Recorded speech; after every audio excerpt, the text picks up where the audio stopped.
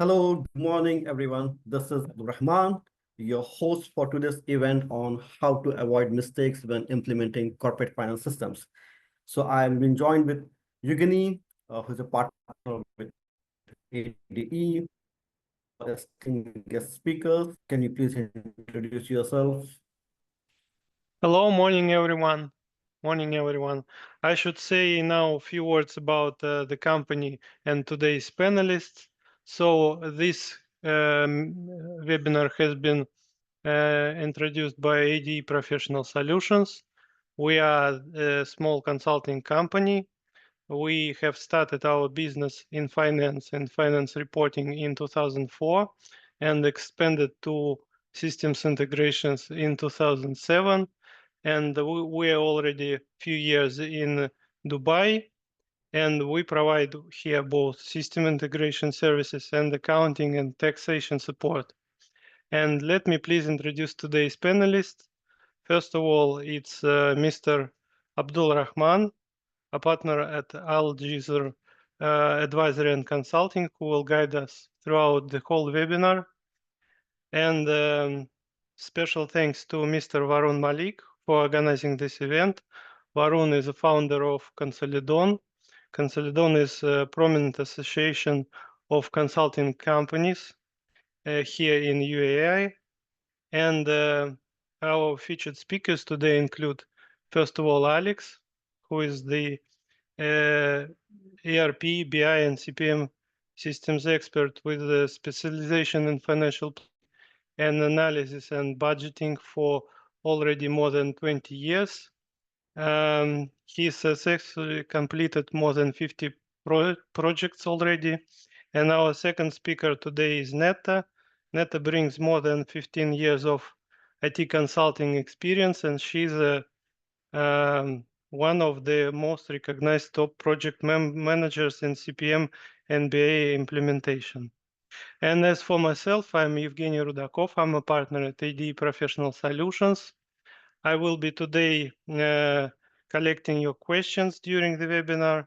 Please feel free to submit them in chat or in Q&A. And after the end of the presentation, we will be having the Q&A session, and we'll try to answer all your questions. Thank you very much.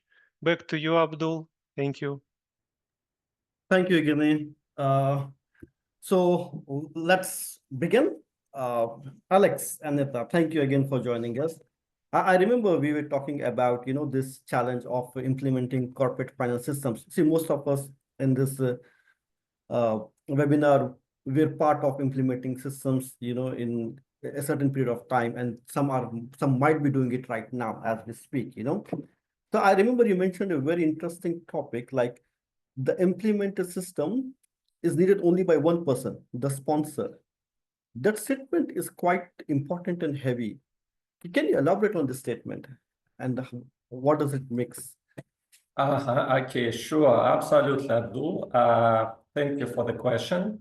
We have a purpose why we started with this exact problem. So let's start with the basic, the sponsor role. This is usually a senior leader like CFO or even CEO. Now we briefly know who the sponsor is and this scenario. Often the sponsor believes that the new system will solve critical business problem and sees clear benefits to implement it. But unfortunately, they don't have enough time yet to explain these benefits clearly to the rest of the team. There's employees wonder why what's it in for me? How will this actually make my job easier? Why should I take more work if nothing else is changing?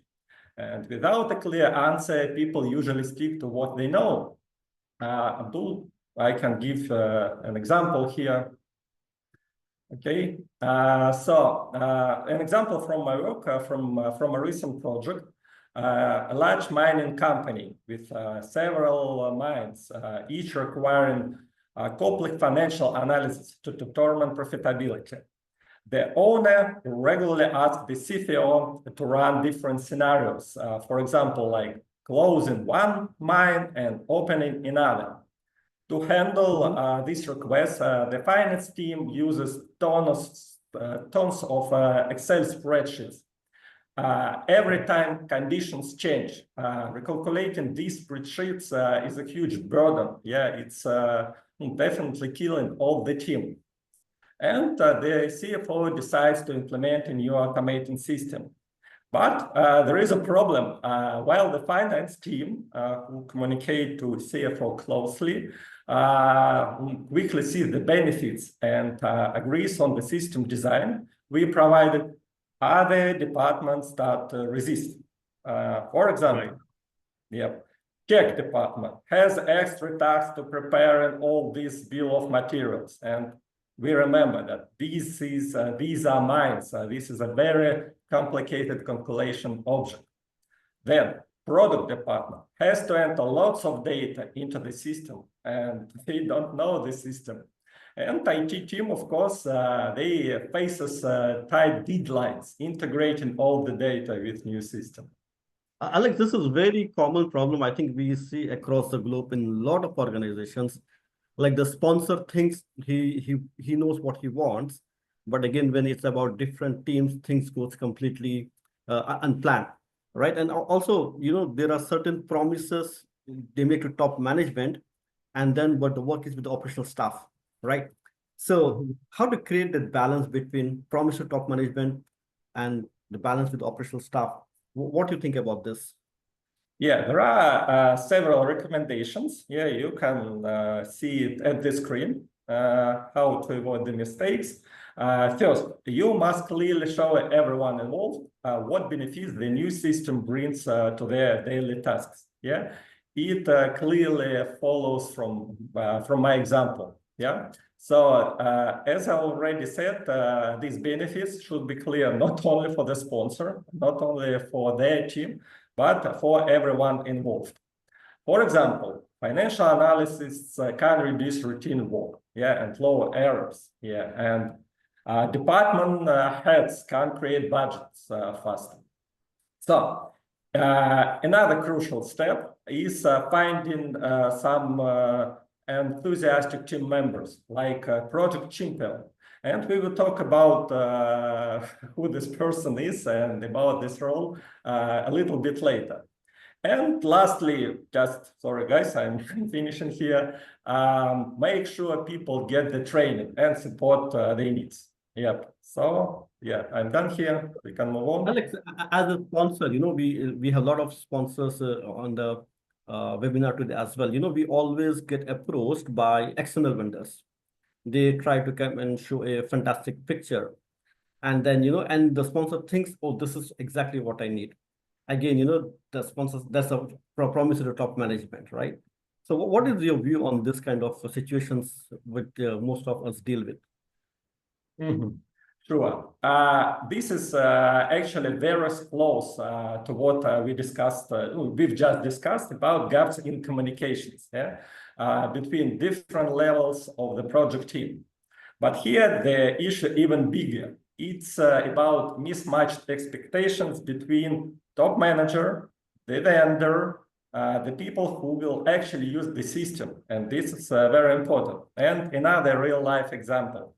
Yeah, the CFO who has been frustrated from constant mistakes in Excel-based reports.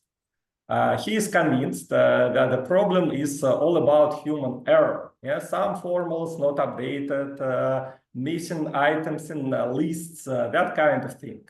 So he starts monitoring the market, looking for a system that could fix it all.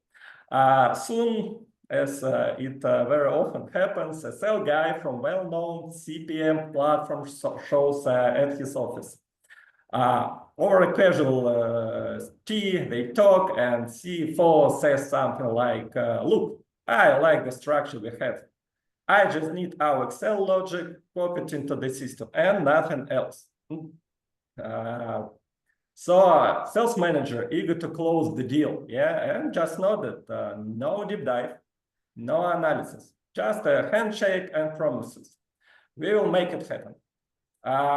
when implementation teams come in, implementation teams, it's me, Neta, and if we have this contract, we literally follow it, take the existing Excel files and replicate them system.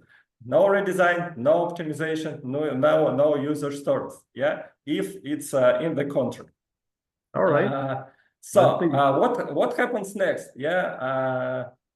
Features that didn't exist in Excel, like versioning or roll and forward, don't appear in the system either.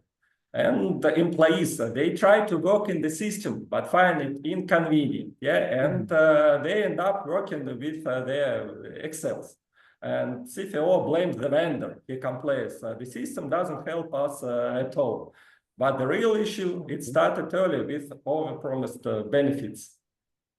Yeah, that's interesting. Thanks, Alex, for sharing this perspective. Quickly, Neta, I remember we were talking about automation, right? And you also face situations where clients want to automate all the processes at once. What is your view and experience about this approach? Is it right? Is it recommended? Or what is the right approach? Yeah, hello everyone. Yes, such approach is quite understandable because the reality of trying to automate every single process simultaneously, it sounds like incredibly complex because you need a deep knowledge of every process. You need to talk to people from all departments, coordinate between them, and understand how all those processes connect and depend on each other. So it creates a real huge risk of your project. So in this case, deadlines and schedules, they constantly shifting because we have a lot of errors, from users in our system. Our project teams is completely swamped trying to jumble everything. And of course, they overwhelmed. And the key insight here is that complexity itself is a massive risk factor. And in one our project we had recently, the customer teams announced that in addition to all current processes in the financial model, for them, it was necessary to implement a new one cutting across all reports, analytics in the reports, so they could make more thoroughly analysis. And they didn't actually have a tested process for generating that information yet. But nevertheless, they insisted to automate it right now. They wanted to have this process in the system, and the team just built something theoretically sound, but it looked great only on paper, and it was totally disconnected from the reality and how company worked. So it was just irrelevant. Try to boil the ocean. So you're saying don't try to boil the ocean at once. So what's your advice here? Like, what's the right approach, which is more achievable?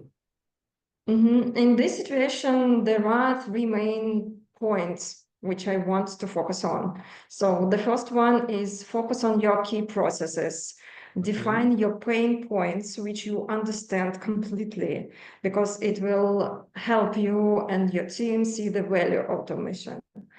The second point, if your company is rolling out new processes, it's better not to include them in the automation, because people who are participants of these processes, they need to understand them very, very clearly, and they need to explain to the vendor team how it should work in your system.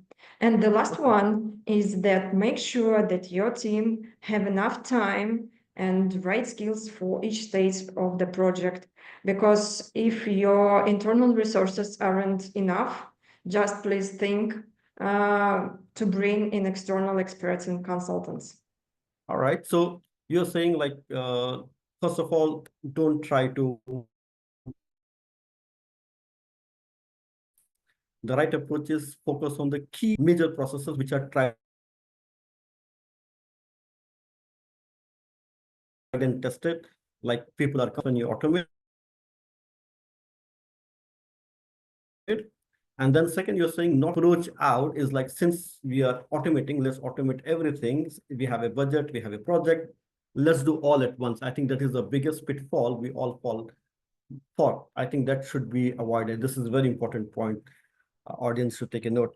And definitely the time part, yes, I think we all think IT systems should be implemented like this, and then it resolves all the problems. So giving and anticipating the right time is very important. Now, thanks, Nata, that's quite helpful. Alex, I remember you were talking about Project Champion. Project Champion and Project Manager. I was just thinking whether is it similar to Project Manager or this is something different, and what role Project Champion has in system implementations project. Can you elaborate for our audience? Sure, Abdul. Nice question. We've already mentioned it, Project Champion, and I remember I promised to tell you about who they are. So, Project Manager is a formal role in the project, and everyone knows it. Champion, if it's something informal, I would say it's an informal role. And I can say it's not necessarily should be in place. But yeah, if we speak about project manager or real project manager can be a champion as well. And more often they are, because project managers are totally involved in the project. But as I already mentioned, it's not necessarily that can be an architect or that can be someone from C-levels, although it's a little bit worse because C-levels are usually quite busy persons, and champion is a person who really involved in all the projects. So when we need them, let's say a company kicks off a new project. Everything looks really good on paper. The project chart is approved. The timeline is aligned, and the communication is really well organized. Regular meetings, and the client and vendor teams seem to work together really well. It feels like everything is under control.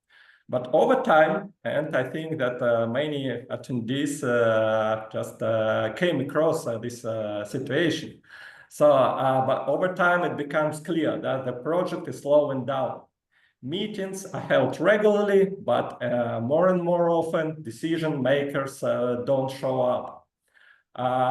The meeting, the same stuff start turning into endless discussion of the same topics with people who can't actually make the decision. So, and just to add, my question is Project Champion. Is it someone from the sponsors team or from the IT team? Should be a senior employee or should be someone decision making? The main thing, I need to mention it. To mention here is that champion is someone from the client's team, not the vendor's team. Okay. So usually, according to our experience, and someone from the middle manager who can devote almost all their time to the project. But sometimes that can be real in some projects. That can be someone from C-level and sometimes even an architect. For example, when I was on the client side and the project was not so big and not so challenging, I could combine several roles and be a champion. So let's just several words here what the champion should do. As I mentioned, the situation when project is slowing down and just all the decisions are on the pause, project manager the champion makes a difference. This is, as already mentioned and important, it's someone from client side. And ideally, someone respected with their team because they need to communicate a lot to all the stakeholders of the projects. This is someone who open to change, curious about new technologies, and ready to try things out before someone else. They are not just a user. They are the first to pilot the system, explore how it works in practice. And they become the ambassador of the solution. I really like, this definition, ambassador. So even post go live, they will be having a role to play, project champion. Sorry. The post go live as well. Will the project champion? Especially if it's a big project, challenging project, so it needs support. The system can be further developed. It's a good thing that the champion is still involved, but implementation is the most important phase for them. Absolutely. Thanks, Alex. Nita, I remember you mentioning about there was a project where there was no project team leader from the client side, and then you were doing a system over there. Can you share your experience with the audience? I think that's quite interesting. What happened without a proper project team and manager on the client side? Yes, unfortunately, I have such a project, and this point builds on the champion idea, but focuses more on the operational structure. So you can pick the best software, you can hire the best consultants, but if the client doesn't dedicate their own people, it's likely that your project would be unsuccessful.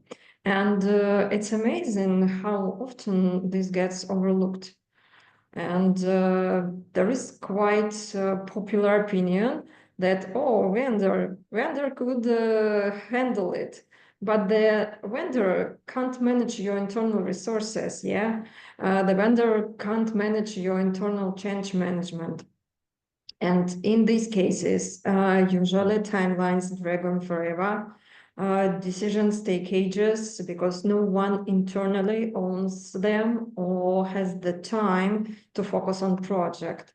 So in my experience, in one project, we have communication through the financial department, and basically just 3 people.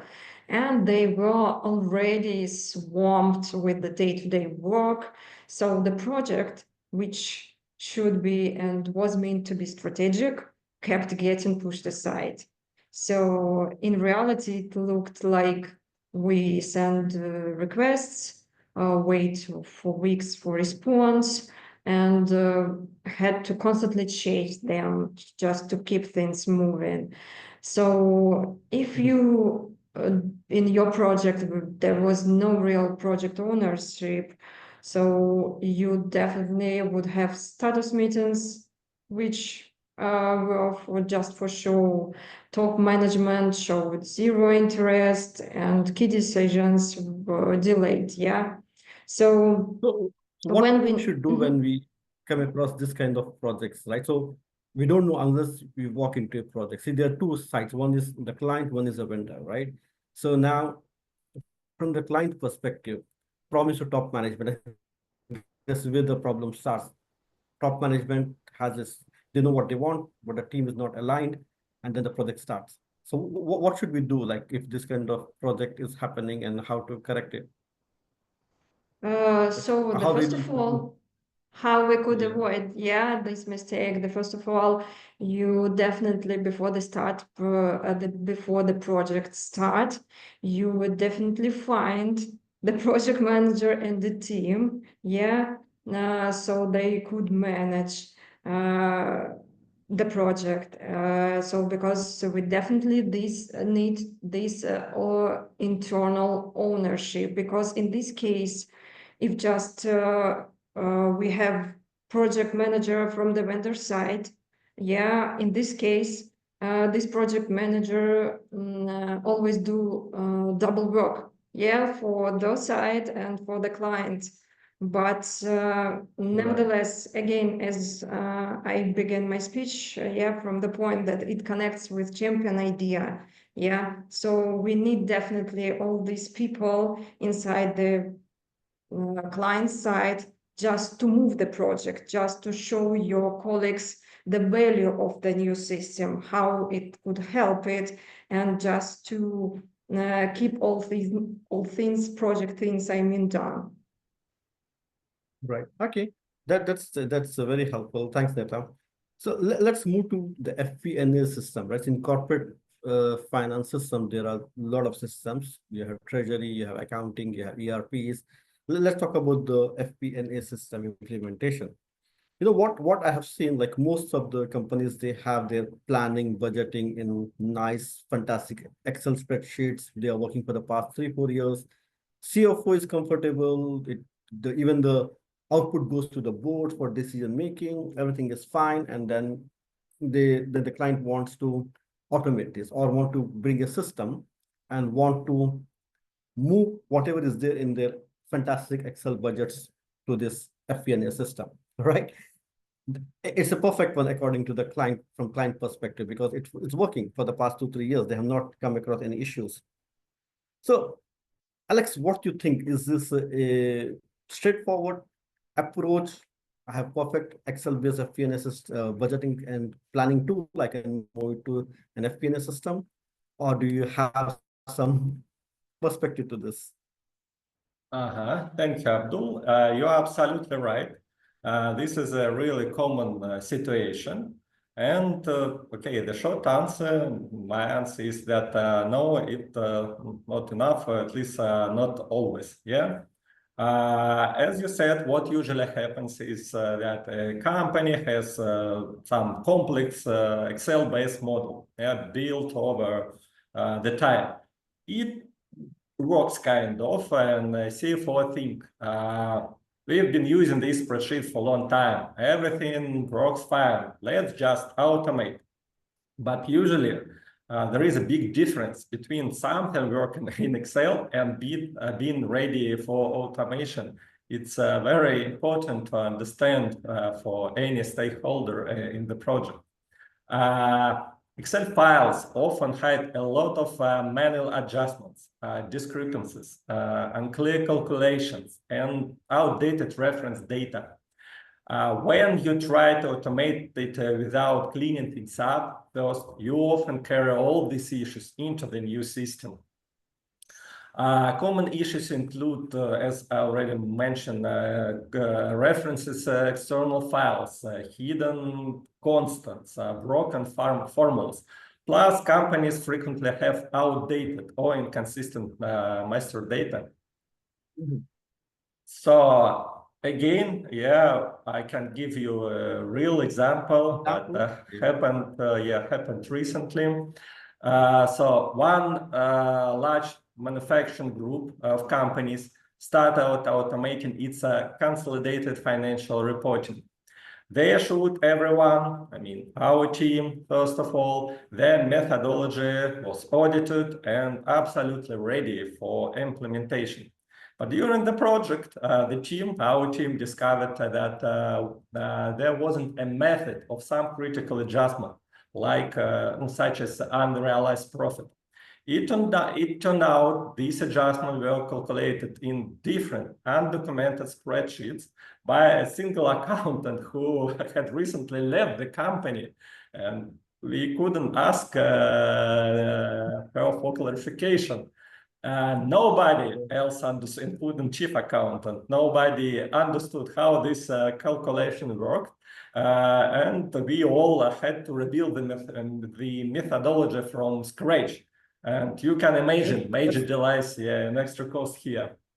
That's a nightmare, Alex. I think, but it's a common nightmare. Most of the companies I have seen, they have this kind of, like accountants who hold a magical wand and they give the numbers quickly to the CFO when they need it. They have a lot of Excel sheets. Some are linked, some are not linked. Some they do manual adjustments. They just have things in the mind, like from where they got these numbers from, which year this relates to. There is no trial and all that. I think you are right, and this is very, very dangerous situation. How to avoid these mistakes? What structured approach someone should take when they are moving from an Excel-based budgeting and planning system to a proper FP&A system? What should be the first step to avoid this mistake? Well, the key here is preparation before you start the whole automation process. First, it's quite obvious, audit your existing budget and forecasting methodology, if it's just FP&A project or finance consolidation reports. Sometimes you're sure that everything exists because it worked somehow. But you see, there are situations that it's not like this. Yeah. So even a quick review can highlight some problems like unclear or broken formulas, external reference. It's easy that we always do. If we are not the owners who create this methodology, if we call just only for implementation, we always check. Yeah, because updating the methodology for us, it's extra cost and extra time. Yeah, that should be clear. Second, standardize and update. Before you go to the second, that audit the methodology, right? So this audit should be done by the management, or they should take help of the same vendor who's going to implement system, or an independent vendor, or and generally what is the time it takes to audit this kind of Excel sheets? Just an estimate for benefit of our audience. We appreciate if we, like the company who implement the system, can consult our customers, how to update it, because when someone works with these spreadsheets, they are really sure that it works. For them, it's quite natural, to manually update something, make a link to other file. They don't think that there is something wrong about that. And it's not wrong. It's wrong for system implementation, for example, for the CPM system. And it doesn't work like this. We cannot reference some external Excel files, or we cannot insert some constants, because no one knows what it is. It's 5 and tomorrow it's 10, and what can we do with that? We should make the parameters of it, so standardize and update reference data. That's another point. Very important point, because cleaning and align master data across all your business units and Excel forms is usually the one most resource demanding tasks. You should always remember about that. But the good list, the consistent master data is very important for any system, including CPM system. And starting early, you can significantly reduce project complexity later on. Next, consider phase implementations. It's quite a common advice, and that means starting with business units and departments that have stable processes. And you'd better leave out units without some uncertainties, or with evolving methodologies until they are ready. And just plan a contingency budget for potential changes. Large IT projects often face surprises, and having a reserve budget can prevent difficult compromises later. Right. Okay, that's interesting. So auditing and formalizing the methodology and unifying and updating master data, these are the two important steps you need to do before you actually start the implementation. So that itself looks like a mini project, before the main project.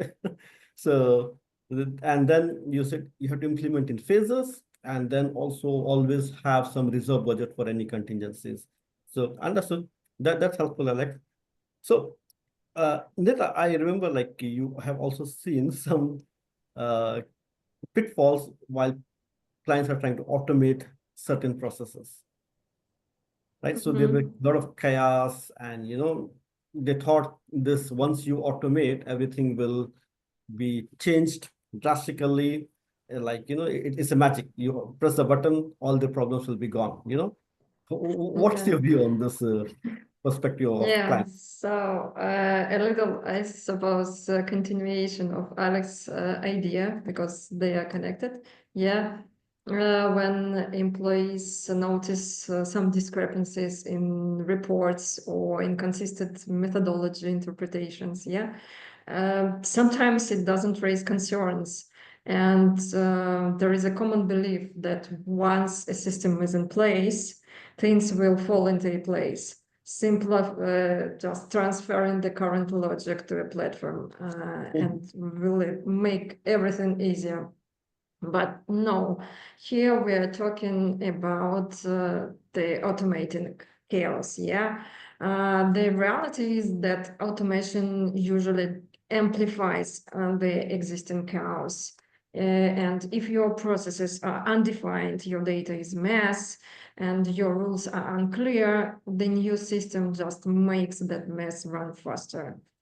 And yeah, of course, in such situation, you never get consistent reports. Yeah, so you always will have a problem, and you would definitely need a costly rework of the system. So on one of our project, our client, like many largest companies, they built their yearly budget in Excel. And that was the main reason they started the automation project. So they wanted to get rid of endless spreadsheets and calls. And the plan was quite ambitious, automate not just finance, but also production, marketing, sales. And the idea was that all departments would approve the budget in one system and also use it for forecasting and tracking execution. But during the project, things got changed and got complicated because there was no single version of the data. Finance came with one version of the sales plan. Production said the version was totally different and always changing, and sales had their own numbers as well. So every team used their own version of the same metrics. And on top of that, the So that's IT very team. dangerous, right? Sorry to stop you there, but it's one organization with one mission and vision and one dimension sales. So every department has a different approach of looking at the sales, which is quite Yeah. dangerous. Like 4 people are trying to pull in 4 different directions. I don't know where the organization will go. I think that Yeah. your project would have at least highlighted this issue about some core issues in the way the organization operates, not just about systems. Yeah, and others departments, they just don't want this new system because, all department was quite glad with that situation that they had. And what I wanted to add here, that IT team stayed out of it completely because they said just, it's not our problem, it's just finance data, it's not we. And finally, in this project, only finance department used the system. They automated some internal work, but the bigger goal, a unified, faster budgeting process wasn't reached. Yeah, so each team still had its own version of the plan. So yes, How to avoid these some mistakes or how we can overcome this, So the first of all, it's the recommendation could be quite similar to the methodology part, which Alexei already mentioned. Yeah, so audit your processes, create clear logic, and just to make your processes work inside your company. So be sure that your numbers, even in Excel, among all departments, they are the same, not different. and the methodology, right? All the departments follow similar methodology for same line, like sales, marketing. They cannot have different methodologies for it's coming up with these numbers. Okay, so Same master data, same structure. master data, Sometimes same they have data. the different structure of the same company, one is outdated, one is updated, and that's what we always come across. Yeah, Alex, and one thing, responsibilities is to create an order in the company, whether it is finance or IT or C-suite. I know this is business little bit, processes as well, because processes should be clear as well. Everyone should know how these processes work, who are responsible for them, yeah, and what's timelines of these processes, yes. Right. So So when you try to automate even a finance process, it links back to other departments. So you have to look into other department processes as well and make sure they all are aligned. So it's yeah. quite an important, it's a cumbersome task, but I think it's very important to get things in order, get your house in order before you go to the next phase of automating or bringing new systems. Understood. That's very loud and clear, Nita and Alex. Mhm. And I think one of the things you mentioned, like IT wasn't involved, right? This is like a news to me. I understand from perspective that if an organization is very small, they don't have an IT department, they just have one IT admin person, they rely on external IT vendors. I understood. But if an organization has an IT department, it's decent in size, and if they're not part of a system implementation, irrespective of who is using the system. It could be finance, it could be production, it could be marketing, right? IT, every system is dependent on IT. So, Alex, what do you think about this uh, perspective of IT not being part of a project? Is it okay? I think it's not okay. For example, that can be even a large company, with IT department. But sometimes, and that's quite a common situation when the IT department and finance department have some tensions between them and some kind of, I don't know, competition and whatever. And according to my experience, finance department can decide we can do everything ourselves, without involving the IT department. So, and in this case, they typically focus just on two main things: features and price. And that makes sense, of course.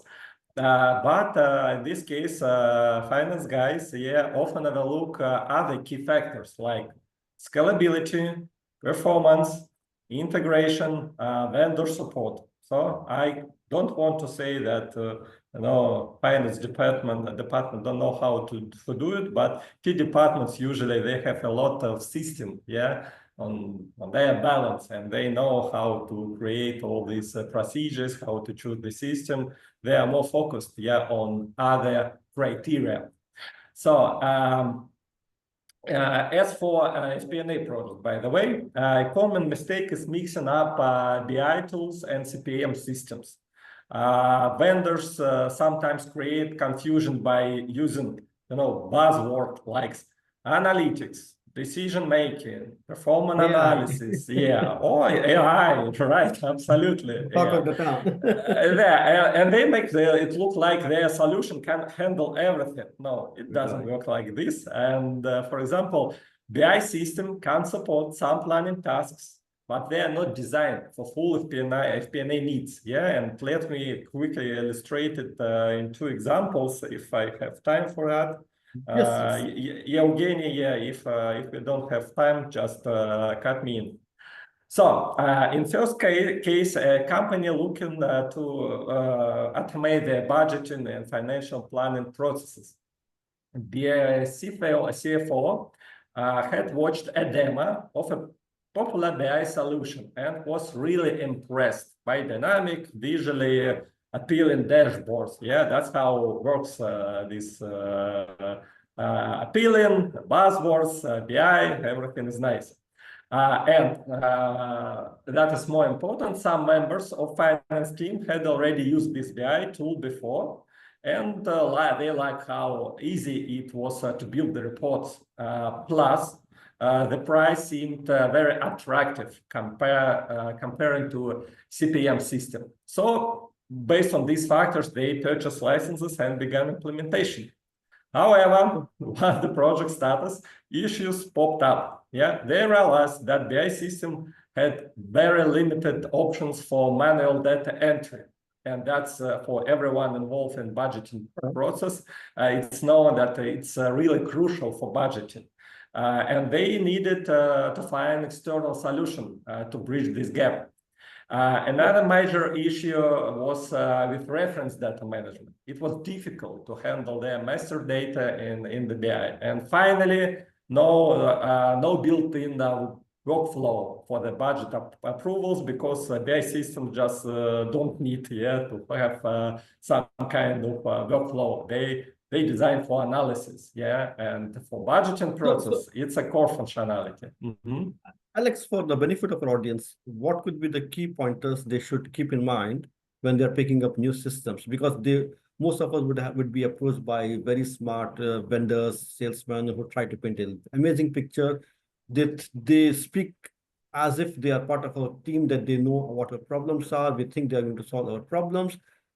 And I think after hearing all those things, like it's easy to get overwhelmed, while picking a system. What could be the key pointers, like we should keep in mind always? Sure. Simple. Okay, I will be brief here. So first of all, clearly define your requirement. That can be a detailed spec or just a simple checklist. If you are not ready to create a spec, make sure that you know what you need from the system. Second, I really like this advice: talk to market experts, not only to salesperson. To market experts. They can give you an unbiased view and help you understand the difference between systems. It's also helpful to visit companies already using the solution you are considering. Right. Third, compare alternative solution. Don't look just at features and price. Check performance, integration, scalability, and vendor support. Right. The last thing, and I see that it's not mentioned in our presentation, but I think it's a very important thing, that should be kept in mind. Don't just focus on immediate license cost. Calculate the total cost of ownership over at least 3 or 5 years. And which includes the updates to the systems as well, going forward, adding new features. Sure. Licenses, upgrades, support, and even hardware costs. That's all very necessary. Data security, understood.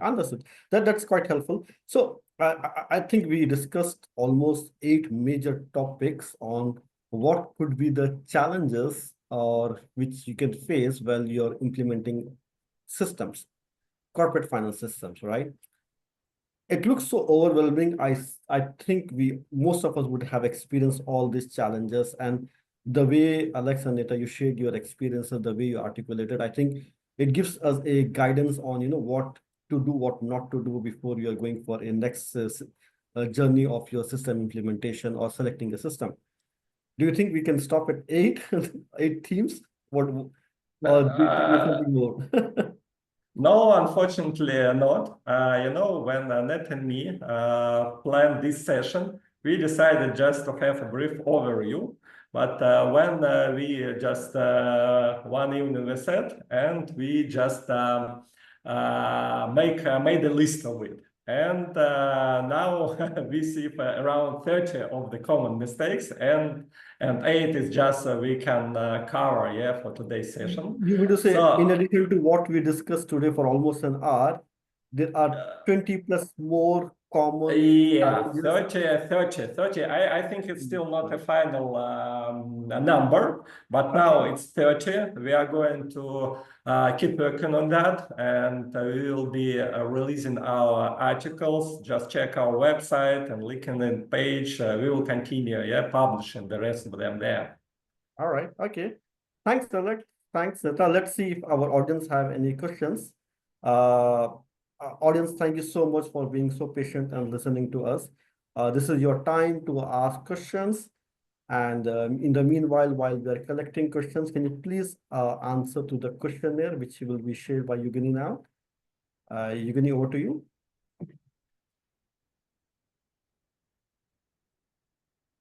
Thank you very much, everyone. Here we will have a small questionnaire. We will give you 2 minutes to answer, please, if possible. And then we will come to the questions from the audience and also to the questions that we have got previous to the registration to our webinar. Okay, in 2 minutes we'll start answering questions. Thank you.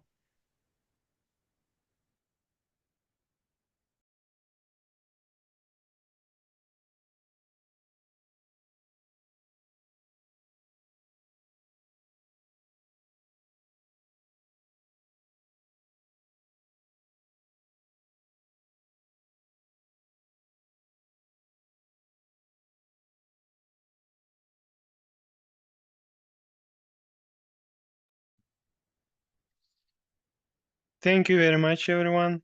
Alex, Neta, here are some questions to you. First of all, we start from the questions that were asked before the webinar upon registration. First of all, first question, what kind of common mistakes may arise during the stages of implementing corporate finance systems? This one I think you've covered simply by listing typical mistakes, and we continue with your articles, which there will be 30.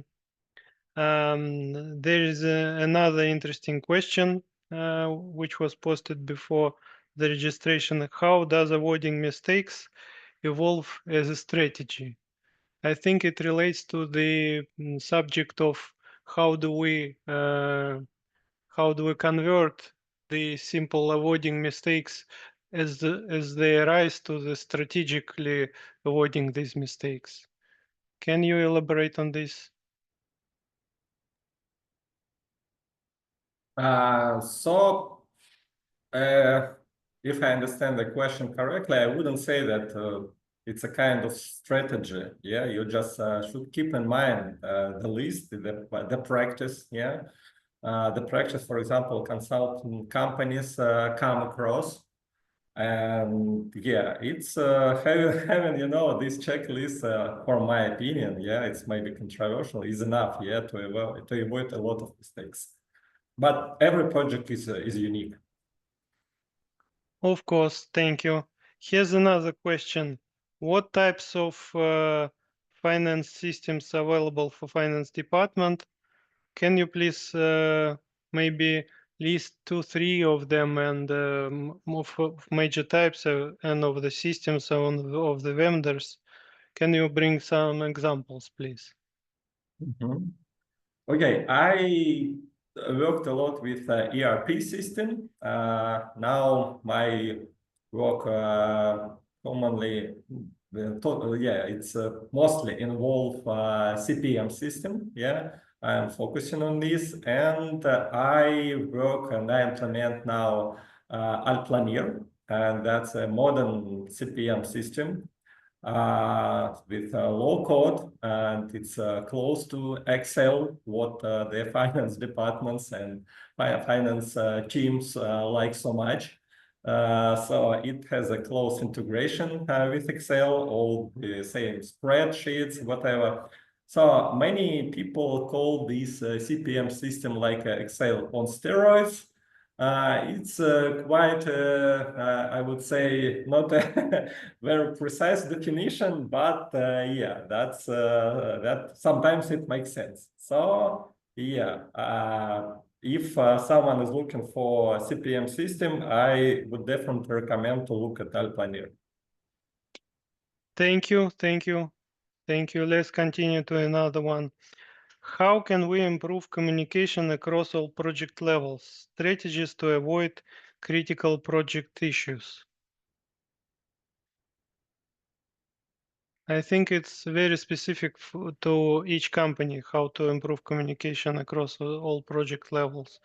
Maybe this, yes. Yeah, I'd add that it's not only a unique thing for each company. It's a personal thing. It's based on personality and communication. That now in our modern world, I'd say it's the most important soft skill for all people. And in my projects, always it's a crucial thing. So it's not only verbal communication, it's a communication via emails, via messengers. So in this case, if the company is interested in increasing and improving this skill of the colleagues, I encountered that some companies, they make different sessions for the colleagues just to help them to improve their communicational skills. But if we are, for example, talking about personal thing, so it's my personal advice, yeah, to improve it on your personal basis. So because in modern world, we can't live without this skill. Thank you. Thank you. Totally agree with Neta, and we've discussed it this topic a little bit tomorrow, so you can look at the our second topic, and yeah, we discovered actually some advice how you can improve the communication. Thank you. There was a question about the digital transformation. How to ensure that our methodology is ready for digital transformation? Oh, again, I think that we covered it, when we discussed that, if methodology ready or not ready for CPM implementation. So I think that we can just only repeat, our main thoughts. Yeah, we were quite detailed on that. Okay, there were also a few questions from the audience. First of all, how to ensure of proper process mapping? What is the main milestones of this stage, and what to do if the current process is not in line with the requirements of the system? How to find balance and also deliver what is needed for business? So this is mainly a process question. How to ensure that the processes the existing in the organization probably covered by the system, or how can they be changed in order to fit into the system? That's a good question, but I would say, it's a bit it's more about other kind of system. There are class of system like BPM, that's manage process management. Of course, when we speak about a finance system, like for example accounting system or CPM system, they imply some process of to be in place. But I would say that the main problem are very flexible, and they are flexible to different processes.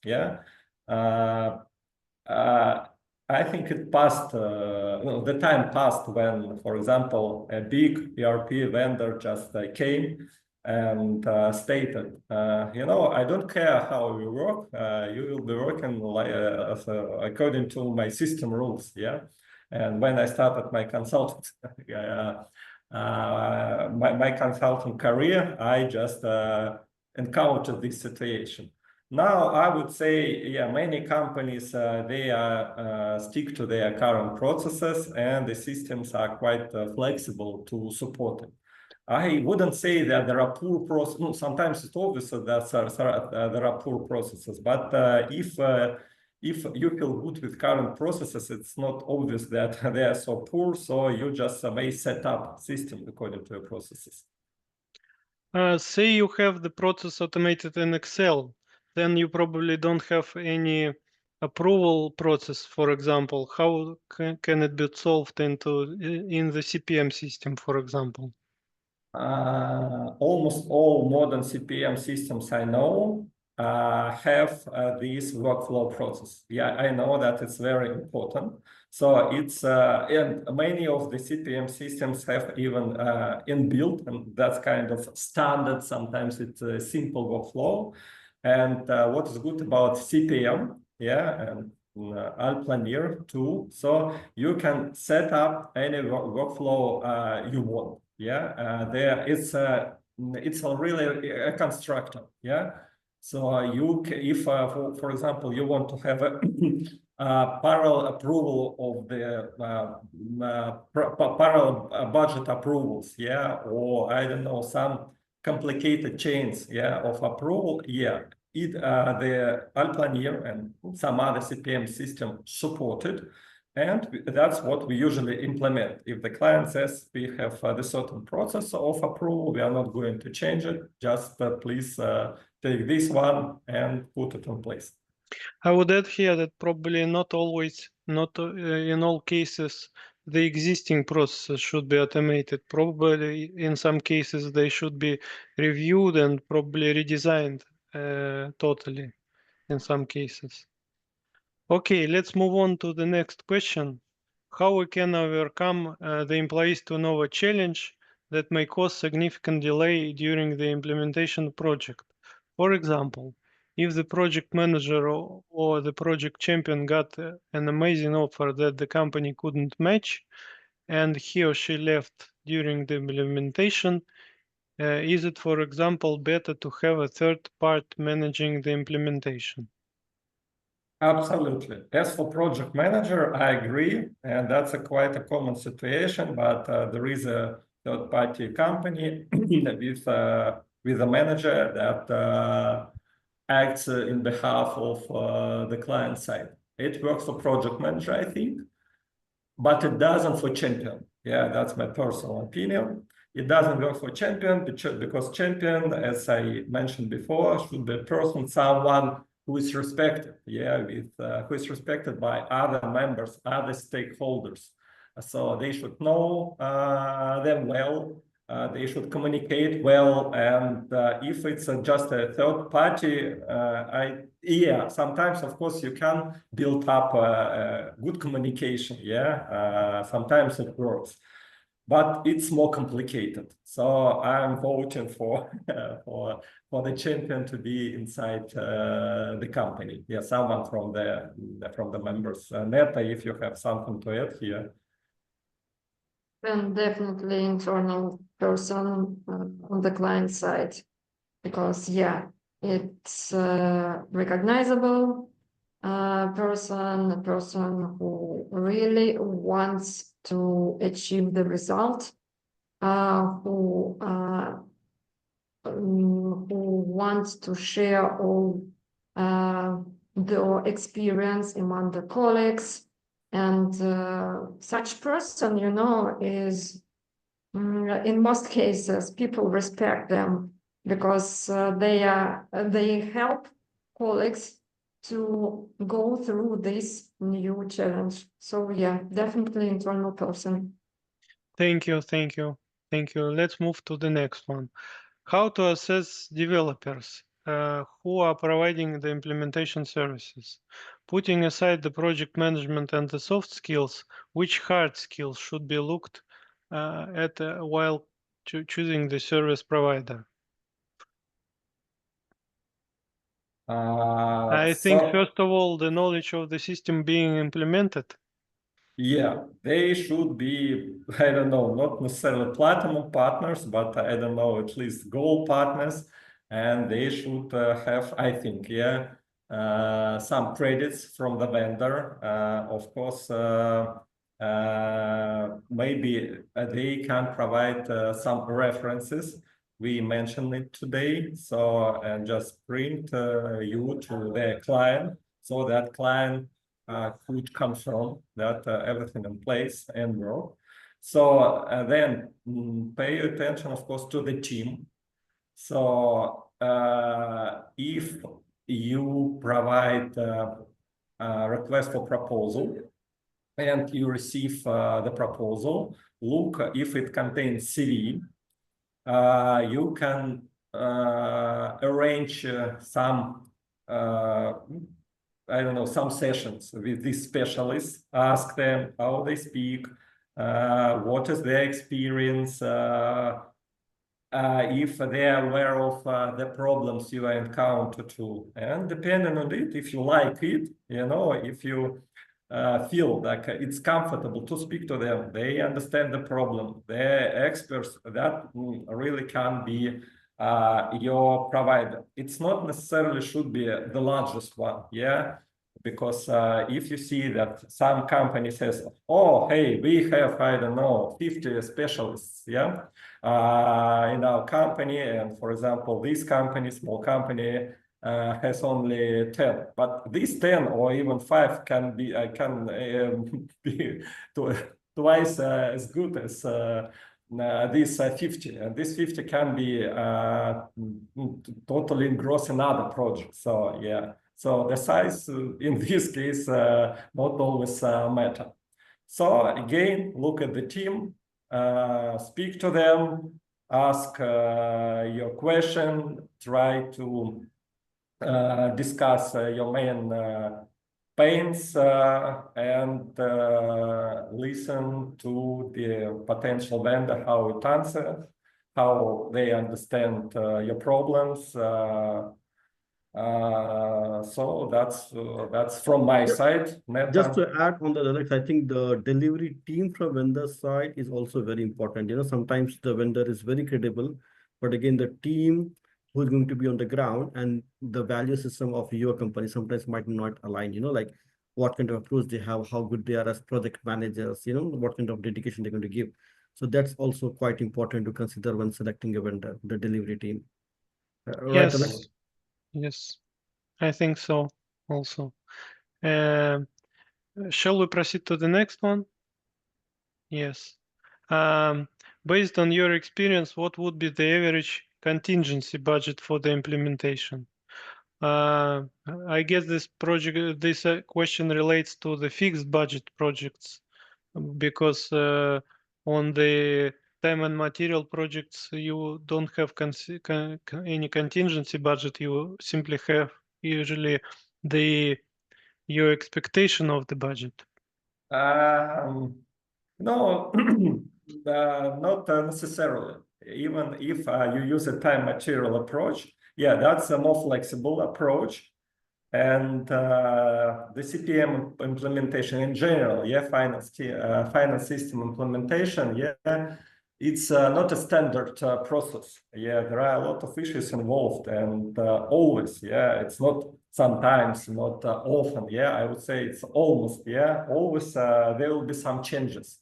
Yeah, and you as a client will ask for these changes because while the project goes, you start understanding, yeah, some things, how they work, how you can improve your processes again, or how the system works, and how you can align your processes with the system, or your business changes and you understand that something is outdated and you want to put in place some new processes. Yeah, that's all time material support. By the way, fixed budget, yeah, is in case of fixed budget, you can apply this approach too, just to implement a change request procedure. Again, we always recommend it. It's another topic. And yeah, with having change requests, you just replace one thing with another. So just circling back to your question, it's good to think that time and material, that is somehow unlimited chest of money. No, of course not. It always has some limits. And the clients hope that they can spend less with this limit. So any company, almost any company, collect their budgets. Yeah, and the budget, this item, this cost item is actually the limit, yeah, for this project, for all the projects. So that's why it's not. Yeah. I think if I can just add to this, it's not about the dollar value we need to consider, but also what other aspects could come. Like, so you wanted to implement a system, but again, you realize that when you have to do data migration, the data cleansing is a big task, and which was never considered, that data has to be cleansed before it moves to a new system. So that's when you get stuck. Oh, I never thought about this. Then second is sometimes your external auditors want to charge a little bit more because it's a new system. They have to do testing again on the data migration, on the opening balances, on the new system logic. So there could be areas which could come up when you're implementing new system, not just the cost of system implementation. I think these aspects also we should keep in mind.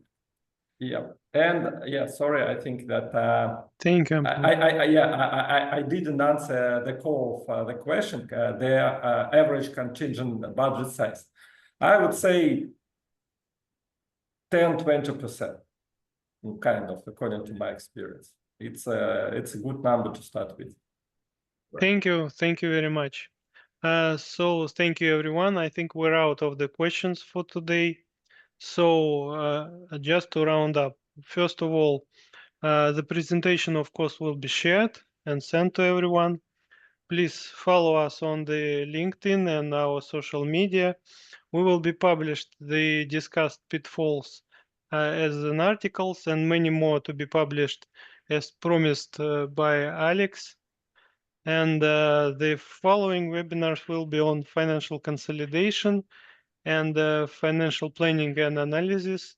And we plan to end up with the offline event sometime in September. Thank you very much. Thank you. Thank Thank Thank you, you, Dinesh. everyone. Thank you, Alex. Thank you. Thank you, everyone, for attending this. Have a good day. Thank you. Thank you. Bye-bye.